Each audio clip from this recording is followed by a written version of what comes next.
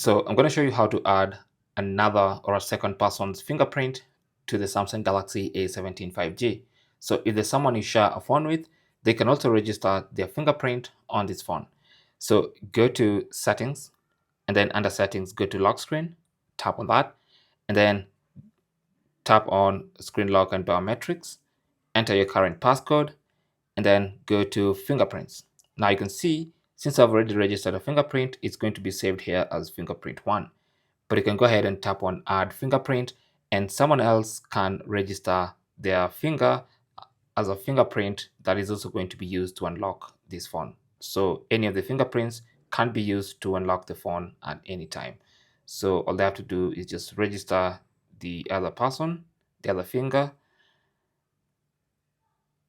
Simple as that. And they can go ahead and test their finger, and it works. So now you can see we have fingerprint 1 and fingerprint 2. And that is how you can add a second person's or an alternative finger as a fingerprint on your Galaxy A17 5G. Thanks for watching, and good luck.